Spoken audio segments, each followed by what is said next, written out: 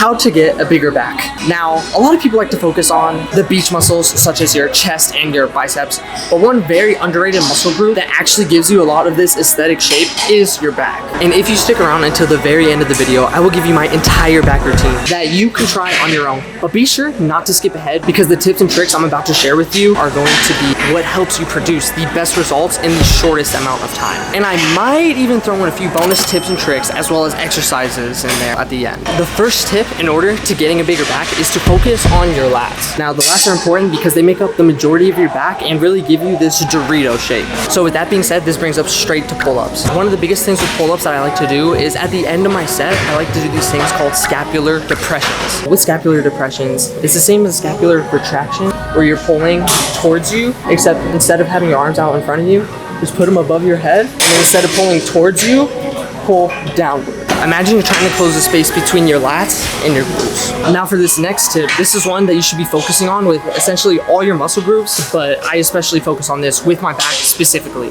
and that is the stretch and contraction. One of the best ways to elicit muscle hypertrophy is by getting the full stretch at the bottom of the rep before you come back up for your contraction. Now this workout, probably my all-time favorite back workout, is called the lat cable pull downs. So with this one, basically, you have your rope. You can use a straight bar, rope, anything really. The whole goal is to kind of lean in this bent over position, slightly bent over position, lean forward, and you're basically keeping your arms mostly straight. There's gonna be a slight bend in them, and you're pulling the bar or the cables to your hips. If you watch this closely, you'll see that not only am I pulling it to my hips, but I'm also getting the stretch at the top as well. That way you could really feel it in your lats. Like I said earlier, stretch and contraction. So you see the stretch at the top right here, and then I come back down and contract. And if you feel like you are learning something new, or if you're just enjoying it so far, be sure to subscribe for a bigger back if you haven't already. And let me know in the comments down below, what is your favorite back workout? One of my favorite exercises to do for the back is the seated row. However, first, it's important to keep in mind the difference between these rows. When you have your elbows close to your body like this, and you're kind of just pulling towards your stomach, you're working your lats more. However, when you have their elbows slightly flared out and you pull it towards your stomach, then you're working your rhomboids and trapezius a lot. So as you can see right here, I kind of just use this V-bar, which honestly, I personally feel it for when I'm trying to work the lats versus when I'm trying to work the rhomboids. It just works for me personally. However, if for some reason you're using this V-bar and you don't feel it as much in your rhomboids, you could grab a wider bar or a longer bar, so that way you can stretch it out more and then do your set. One of the best pieces of advice that I can give doing these seated rows is to contract your back before you pull the weight up towards you. So you want to act like you're crushing a soda can in between your shoulder blades and then pull it towards you. One thing you start to see when people start to get fatigued in their workout, they start compensating this with their biceps and their forearms, like pulling the weight towards them instead of squeezing, aiming to target that back and then pull towards them. They start to compensate using other muscle groups, and the whole point of this workout is to work your back. Congratulations on making it this far. Your reward, some bonus tips and exercises. Now, one thing to keep in mind is that your rear delt plays a big part of your back, at least in the way it looks. It makes it look more mountainous, if you will.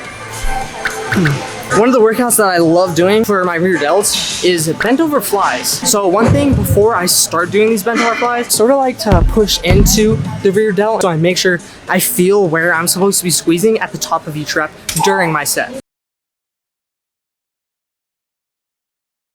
Now this specific workout I saved until now just because I like to superset my bent over flies with this, and that is face pulls. So the reason I like to superset these face pulls with the bent over flies is because it works the rear delts as well, and it also works your rhomboids and your middle trapezius. One trick with face pulls is that I like to grab thumbs down at the bottom of the rope as opposed to pinkies at the bottom of the rope, because this way it helps you when you're doing your rep. When you pull it towards your face, you want your thumbs to point like they're going behind you almost. Thumbs pointing behind, rope coming to your face, and it helps with external rotation in the shoulder as opposed to internal rotation, which would be something like this.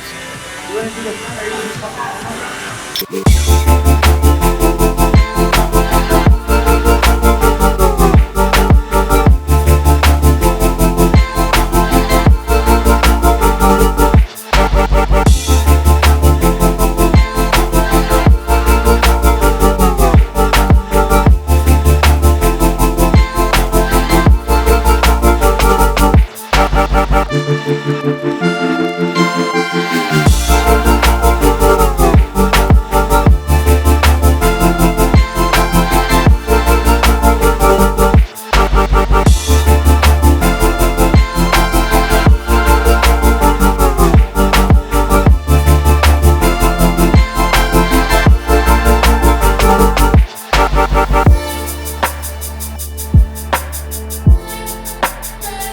do you want to know what looks great with a sig back? A huge chest. So be sure to check out this video right here.